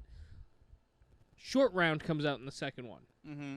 And I feel like he is unfortunately a product of the movie that he was in, because he does not come back in any of the other ones. I think they did a hard skirt around Temple of Doom. I think they did not want to reference it. They didn't want to go back to it because Last Crusade comes out, and it's Infinity War of Indiana Jones. Let's get everybody back. We're all going to help out, except no representation of Temple of Doom, even though the kid who played Short Round, I forget his name, I'm sorry, but... Hugh Kwan, I believe is how you pronounce it. Okay. He's in the middle of doing Goonies and shit. Like, he hasn't given up on acting yet. I know he does. Yeah. I know he does for a long time, which is why we don't see him in 4 or 5. 4 at least. Yeah. But 5, this is back. prime time for him to come back into movies, and you decide to make a 5th Indiana Jones. I almost thought they made the decision because he's back into acting. Right. And it's like, well, if Harrison Ford is down and he's down, and might as well. Speaking on this, I did want to mention that John Rhys Davies, who plays Sala in 1 and 3, he was asked to be part of 4. And we looked it up, he denied a part in 4 because he was basically like, he didn't want to just be like a cameo. He wanted to have like a legitimate part in a good movie. He's going to be in the 5th one. Which can make you assume... It kind of gives me hope that the 5th one's going to be better than the 4th one. And may I just add, I feel like I skipped over this part. I did not dislike the 4th one. Yeah. I thought it was neat. If you're going to do Crystal Skulls, there's going to be aliens. Yep. And the little bit of alien that we got, I didn't mind because, like, you and I came to the same realization where when she sees the alien at the end, there's not really an alien there. That's what she's seeing because she touched the thing or whatever. And then, but there's no denying this part. The city that they were in turns into a flying saucer, takes off, goes into, like, you explained it to me. They don't go into space. They go into, like, the 5th dimension. Like, they go into, like, the planes between planes. Yeah, well, that's... because he says they're going to the space between spaces. Right. And anybody on surface level is like, wow, what a cool... That was such a cool line you just said. But they mentioned earlier that they're not aliens. They're interdimensional beings. Right. They're literally traveling in between dimensions. Right. Which is the only reason I was like, it's weird. But also, what he's trying to say is they didn't just go right into space. They went fucking... Indiana Jones 5 is where they went. Right, and I want to repeat what I said the other day with you. But yeah, you were telling me that you said that whenever you ask someone their issue with this movie, all they say is... Since 2008. All they say is aliens. The only complaint I can get out of people about this movie... And this, I'm not saying... I'll tell you right now, this isn't my favorite one. But I feel like it gets shit on more than it deserves because people are like, oh, but the 4th one. And I'm like, what about the 4th one? They're like, aliens. Right. And I'm just sitting there like, all right, hold on. Let's do a quick check. Raiders of the Lost Ark, the Ark of the Covenant melts like 30 people. Ark of the Covenant exists. It opens and it instantly liquefies a few dudes. We're cool with it. Okay, moving on. Temple of Doom, we're ripping people's chests out of their body and then feeding them to the core of the earth. Also, there are these eggs that turn super hot. Also, they're still alive. We take their heart out and they're still alive for the sacrifice. Right. I'm sorry. I forgot the important part. And there are these magical eggs that do shit. We're cool with it. Okay. All right. Moving on. Last one. Okay, nothing crazy here. Nazis. Oh wait, the Holy Grail shows up. They meet a 700-year-old dude who says, "Here's the Holy Grail." Yeah. Also, if you pick the wrong one, it's gonna destroy you, and it does. It does. Yeah. And if you pick the right one, it won't. But also, it'll heal any wound, and you can't die. In what was definitely as long as you stay within this 20 by 30 parameter, you'll be good. Right. A terrible D&D artifact, if I've ever heard one. When he dies from taking the wrong Holy Grail, it's the best effect in any of these movies, even the 4th one. It was so cool. Oh yeah, they do talk about that in the documentary too. I would love to. Yeah. But so I'm making my checklist, right? Yeah. And I get to the 4th one, and I'm like, okay, A crystal skull, which exists in our real world. they're they real. haven't gone out of the realm of like, let's make it a real thing. They're real things. We obviously to this day haven't proven that they're from aliens, but Right. that's what people think. And they might not be magnetic and shit like that. The movie obviously takes artistic. No, the movie takes a real artifact and it applies superhuman powers to Right. it. And then for one split second, in a non-real state, in a vision within this movie, somebody saw a CGI alien. Right. X. Big X. Rip up the list. Fuck. And I don't get it. Why is that a holdup? Why? Wasn't for me. I know. It's the 1950s. That's cool. Indiana Jones isn't fighting Nazis anymore. Instead, it's the 50s and aliens and the Russians are all the rage. Do you want to know? And Indiana Jones is right there. This movie was so... I'm going to use the word polarizing, but not the way that people use that word normally. This movie was so polarizing for me because what's in this movie? Aliens. Is that realistic? No. Am I upset about it? No. What's in this movie? Shia LaBeouf swinging from vines like he's Tarzan. Is that realistic? No. Am I upset about it? Yeah. Because it was stupid. Yeah, it was pretty stupid. We gotta somebody mentioned something. Actually, Drizzle of this channel mentioned something in the chat which I really want to talk about. Yeah. Indiana Jones movies feel very D&D-y. It's funny you talked mentioned, about this. Yeah, we couldn't shut up about how I made a joke, and it was actually a Mario joke, but it ended up throughout the course of the movies we've built off of it, and it might have not just been the hat. We were talking about a few different things, but I made a joke that every time he loses his hat, he's minus 10. right. 10 what? And I was like, I don't know, power. And then we were like, minus 10 all stats. Wait, all stats. Yeah. And then we were like, wait, what level was he? First of all, what class is he? Yeah. Second of all, What level how was he much? in one, Yes, what level was he in yeah. 4? We actually talked about. we might if things go according to plan, we might or might not have planning a video essay where we go over all the checks that he made throughout the films, and I would be very down to do that. Let's wait for the 5th one to come out. We can just include all of them. Ooh, Anthony, Yeah? we could get 5 months of video essays out of this. Let's do every one. Oh, you want to go super hard into it? Do 5 different Yeah. videos? Okay. We'll analyze do one again, that. and while we're doing it, we'll be like, was that a Yeah. roll? And if it was, what was it? Right. We should also, for each one, give him a character sheet. Right. To not overcomplicate things, I do think we should just focus on him. Maybe, Oh, yeah. Maybe we could include the dad in the 3rd one, but Okay. that's as far as I want to go, I think. I'm very, it is recorded and it's live and we have witnesses. That was a handshake right there. We might be making these. That's a handshake that we might make them. I mean, I want to make them. I do too. I would love to make To make them. So, yeah. So Kingdom of the Crystal Skull. If I could just actually speak on it. Sure. I obviously knew people didn't like it going into it. Kept that in the back of my mind, just the way I kept the fact that you don't like Temple of Doom, which is the other ones in the back of my mind when I was watching that. There's a lot I really liked. Yeah. There was a lot that I really liked that I assume other people didn't like. The scene where they're chasing through the city and then he ends up in the library and the I students, love that scene. That might be my favorite scene in the whole movie. That was really great, and I loved that a lot.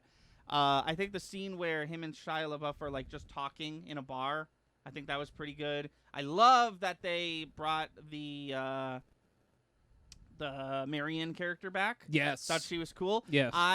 I guess it was a spoiler. I didn't realize this. I had it spoiled for me years ago that Shia LaBeouf is playing his kid. Yeah, that So- was you gave from all of these. You gave a list of things that I know, and you listed your list for this movie. And one of them was, "Oh, Shia LaBeouf's his kid." And I was just sitting there like with a bead of sweat, like, "Why does he know that?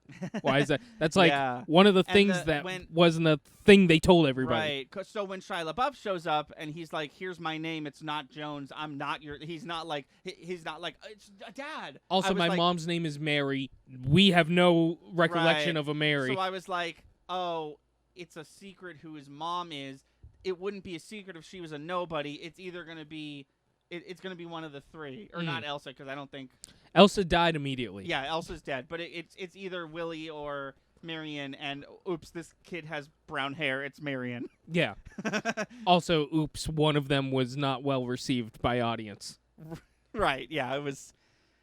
So the reveal was like, it wasn't so like, oh, I knew it. It was more like, yay, you're in this movie. Yeah. Because she was cool. And earlier, we got away from it, but earlier, also slated to be back, right? Fire Striker, I believe so, yeah, because they get married at the end of this one. I don't know where it was, but I said Marion's back, but she's old now, and Fire Striker said, but still kicking ass or something like that. And I completely, she was cool. She was cool. Yeah, this movie didn't get. That's the thing with this movie, right? I don't know why people. I understand why people didn't like it. I don't know why people fucking hate it and revered it. I don't know why it won the Raspberry that year. Because it went a little over the top, but not more over the top than any given Indiana Jones. And that's the other thing. What does it for me? Like, I've seen the trailers for Dial of Destiny. It looks pretty cool. It looks pretty good. I'm not gonna lie. I'm excited for this movie now.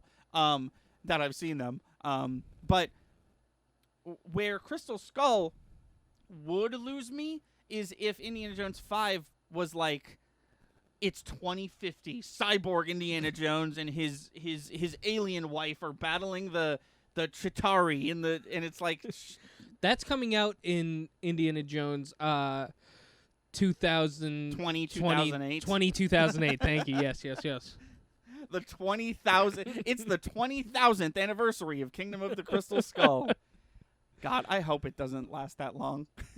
Everything existence? Yeah. Jesus Christ. That's too long, man. You don't. It doesn't make a difference to you. I know. You just don't. Wow. It's just a long time. So what? It's just a long time. Oh my God. It's too long. Doesn't make a difference to you. It's too long. It's too long. If you had a book or a movie and you were like, it takes place on Earth in 30,000, I'd be like, no, too long. This planet. You know how long comparatively long. this planet has been around comparatively to how long humans have been around? Too long. Do you know, like... I know about the dinosaurs. I know about them. Do you know how much more time they spent on Earth than humans? Because there's actually a graph, and there's like... Too long. Scaled. Do you know how that graph scaled looks like? If you put a dime next to the Empire State Building. That's too long. Sounds like we agree. We're the dime. Yeah, it's too long. The bit is I just say it's too long over and over No, I again. get it. Jesus Christ. It's too long. They better not be making Indiana Jones movies in 20. I guess we better not exist. Well, I won't. I'll be dead. Yes, that's what I was saying. This has been Thunder and Lightning's Who's on First? Oh my God. Don't give Crystal Skull so much shit. Okay, yeah, well, I mean, if you hate it, go for it. That's your opinion. But, like, I don't know. I don't know if it, that's what I'm trying to say. I don't know if it deserves the absolute, like, because me, someone who's not a fan of Indiana Jones, knew this movie was a hot pile of trash based on, what people say about it. Like, it doesn't deserve, because there are some movies that are, like, notoriously bad, and you're like, oh, avoid that one. It's a 6-movie franchise, and you've never seen any of them? Well, definitely don't watch the third one. That's all time. Where I don't understand that this doesn't deserve that. Yeah. Honorific. And I liked it quite a bit. But I do want to give... Why don't you give your ranking, and then I'll give mine, because I'm the one who is seeing these all for the first time. So I never really thought about it until we decided to do this, and I knew we would eventually be ranking them. So I'm glad I'm going first, because I just want you to know that this is... You have your list prepared in your mind. Okay. I solidified this when we started watching Raiders. So I've had this prepped and ready. Did this watch through change your list at all? No, I knew cool. I knew what it was. So at number 1, we have The Last Crusade. Okay. For a multitude of reasons. It's the most fun. I think it's the most well acted. I think it has the best scenes, the best characters. I think it wins across the charts for me in Indiana Jones movies. I think it hits every spot the best. Number 2 is Raiders of the Lost Ark. It's a classic. It started the franchise. I have a soft spot for movies like that. And it's got all the tropes in it. And by tropes, I mean it's got all the cool shit that they invented. And I really respect and appreciate that. Because it also, I think, has the most of any of the movies. Like, it has the most Oh, yeah, it's number like every other ones. scene is Yeah. like, oh, seen that in every movie. This is the first time, though. Yeah. Just really cool. 3 is Crystal Skull.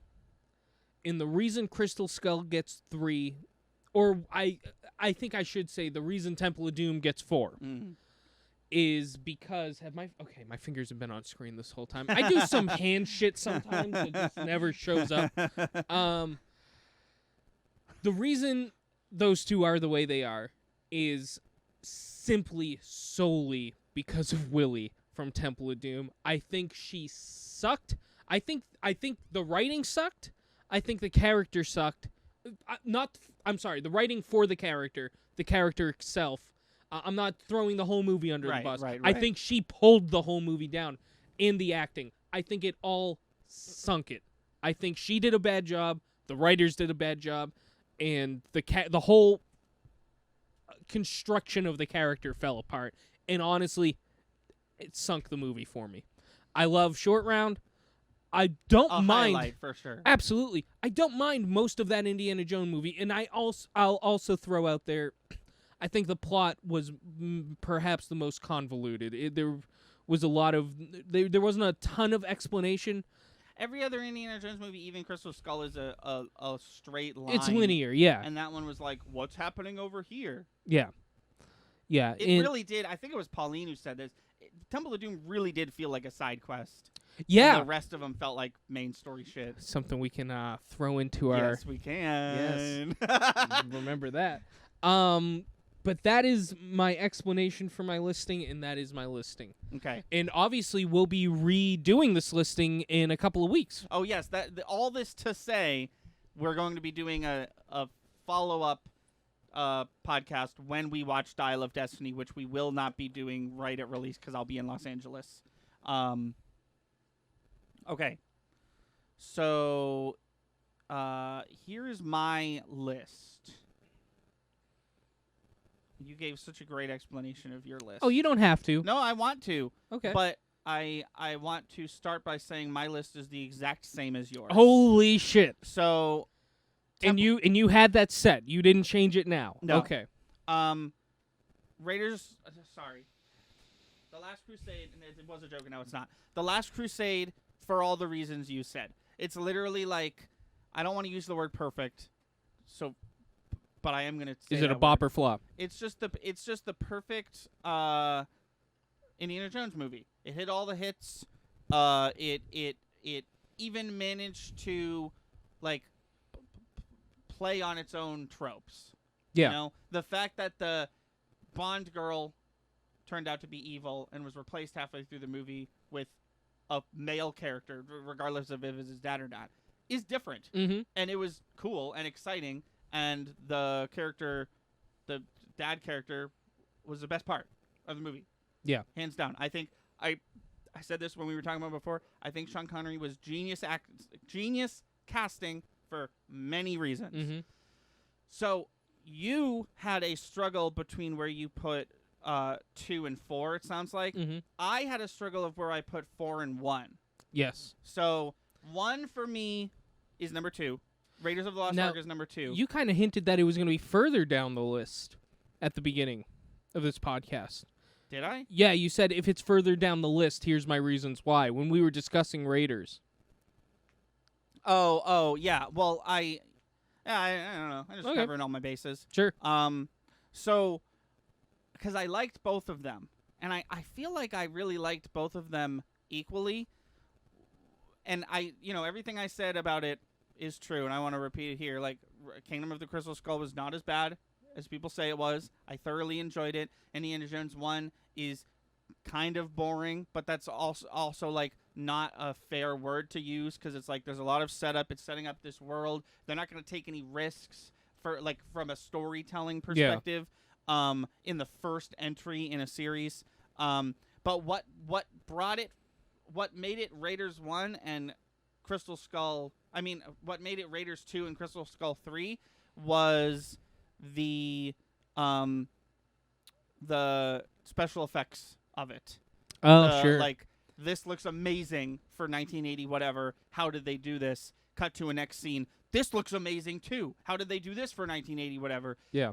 And the Crystal Skull, as good as it was, one of the major complaints people has is the CGI. I don't have a complaint about the CGI, but I will say, like, there was a lot of it. I'm not so much defending this movie as I am just kind of putting it into perspective of we were in the middle of CGI apocalypse. Yes. When this movie came out, everything had CGI. Having said that, I'd argue the CGI didn't look bad in this movie. No, was it a lot? Yes. That's the thing. It didn't look bad. It was everywhere. Yeah. Which I was reading. They even said that they like went out of their way to use as many practical effects as possible for Kingdom of the Crystal Skull. They didn't use a ton. I know. It was just like I don't know. I was reading that and then I was like, because like they were talking about how like. The fifth one did that, but they're going to do it better? I don't know. I haven't seen the fifth one yet. I believe it because we're finally at a craftsmanship level of CGI and practical. That's the thing. I think Crystal Skull also, on top of everything else that's wrong with it, I think it might have came out too early. Yeah. Because you're exactly right. We are at the point in cinema where we always talk about this. Cinema had like a dark age. And at least when it came to effects. Yeah, it was somewhere between the Matrix, the first Matrix movie, and like Iron Man 1 or 2. Iron Man 1. I was gonna say Dark Knight Rises. Sure, around yeah, there, yeah. Where it's just like movies are just kind of whatever. Nobody really. They were just pumping them out. They were like, we can do it all on computers now. It doesn't matter. It lost some soul.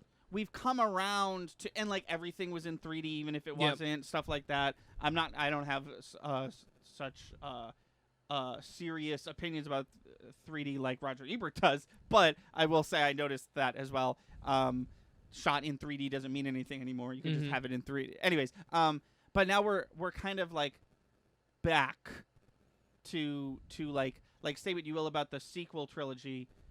Force Awakens did this too. It was like, obviously the lightsabers are going to be CG. Obviously, this has to, but like all everything that can be practical, do it practical. Yeah. Yeah. And I think we're coming to a head where this movie, because we've all seen the trailers. Young Indiana Jones is going to be in this movie, and it's going to be CGI'd. Not to be confused with Young Indiana Jones. Not to be confused with the Adventures of Young Indiana Jones, played by not Harrison Ford. You can imagine just a creepy 1990s homunculus de-aged Harrison Ford as young Indiana Jones. I think it would just be claymation or like it'd be Goro from Mortal Kombat for 12 episodes. I think it's going to be good, and I'm looking forward to it. And also, de-aging people and recreating faces is also at an all-time it's on check mark. Yes, I'm starting to get worried we're using it just for the sake of using it. I'm not saying this movie That's the thing. It depends on how it ties into the story. Yeah. Because more often than not, like in Pirates 5, they use it just because they can. Right. But in Rogue One and in Logan, they use it because it made the movie better. I would argue The Mandalorian, for me, is the biggest highlight. Yeah. You brought back my favorite character, and you're going to try and make his story better through your de-aging technology, right? As opposed to what we were left with. Right. Yeah. Which I'm very excited about. So, yeah. Chris and I have the same list. Last Crusade, Raiders, Crystal Skull, Temple of Doom. It'll be really interesting to see if that stays the same after the fifth one. Yeah, because they can get really screwy now. Right, because 4 is a short list, but now that we're including a fifth one, yeah. And also, I didn't really talk about it. Temple of Doom, basically for all the reasons you said. I could tell. I got to a point where I could tell, like, oh, this is the what if we made it more towards kids version of Indiana Jones, and I'm not loving it. Yeah. And on top of that feeling, there's Willie. Yes. And her shrieking. Yes. And her unhelpfulness. Yes. That was the other thing, too. Marion was like a straight up, like, partner. Like, oh, we're trying to solve this tomb puzzle. I can't do this part. She will, because we're a team. Yeah. And Willie was just like an obstacle. Yes. A nuisance. She's just all the negative things you could say about a partner character in a movie. Agreed. I have a few closing thoughts. Sure. Two, and maybe the only two, have to do with The Last Crusade. Okay. Two favorite scenes. Sean Connery shooting down their own plane, blaming the Nazis. That was great. Yeah. Fantastic scene. Yes. And I kept joking, and I want to explain why I kept doing this. Hitler shows up in The Last Crusade. We didn't talk about that. Yes, he does. Hitler shows up, and I kept saying, there's Thanos. They really have been building up the Nazis in what they're going to do this whole series. And why that hits home for me is you finally see him. There he is. The guy who's been ruining your life. The guy who's the reason you've almost died a handful of times. Right. Is right there. Now you're standing in front of him. He's looking at you. You're holding the map to the Holy Grail in your hands. He takes it from you. You are surrounded by Nazis. There's nothing you can do. You can do about it. And he signs it and hands it back to you and just kind of push, whatever this is. Yeah. Yeah, it's great. Shoos you away. Yeah. Shoos you away. Because he's got stuff to do. Hey, he's trying to find the Holy Grail, for Christ's sake. I'm busy trying to find the Holy Grail. Get this map out of my face. He lost the Ark of the Covenant. He's pissed. I wanted to talk about one scene. Hey, Toga, thanks for joining. Sorry I interrupted you. No, you're good. You're good. I wanted to talk about one scene from Crystal Skull because I can't stop thinking about it. What is that scene where he throws him the knife? What happens in that scene? Oh, I know. Have you looked it up? I don't did know. Not look it up. In the Kingdom of the Crystal Skull, there's a scene where Shia LaBeouf, Mutt, Marion, and Indiana Jones are all tied. Their hands are tied like this in the back of a vehicle, and Shia LaBeouf tosses Indiana Jones a knife. Yes. But the knife is like a retractable knife. Yeah. And he's holding it behind himself. He retracts the knife. And then he gives Shia LaBeouf this look, and Shia LaBeouf goes, "Oh shit!" And you hear a tearing sound. You hear a tearing sound. Shia LaBeouf goes, "Oh shit!" And then that's it. That's the whole scene. That really feels to me like there's a shot missing. That they cut a shot out, didn't realize it was going to make that scene not make sense, and it just made it into the final cut. That's got to be what it is, right? Because there's a scene. There's a scene in Pirates of the Caribbean 5.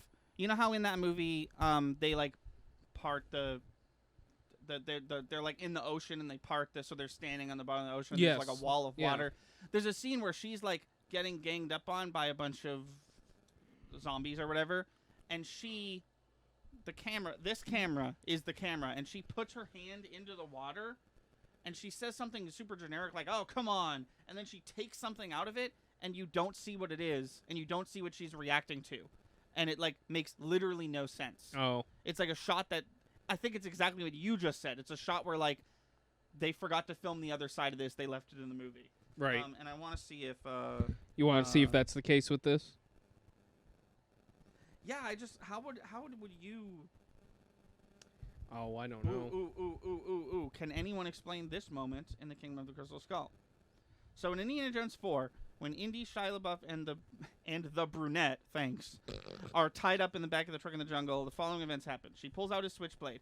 Shia pulls out his switchblade. Shia throws it to Indy. Indy drops it behind his back. We hear a crunch, and Indy looks disheartened. Shia says, "Oh no." Indy proceeds to untie his rope. Indy cuts everyone's rope. What the hell was the crunch noise? Blah, blah, blah. Let's see... This person says, "I think it was a lame attempt at humor." This person says it was the knife cutting through his clothes. But if that was the whole joke, was that the whole joke? Oh no, I cut the back of my, because it never showed up again.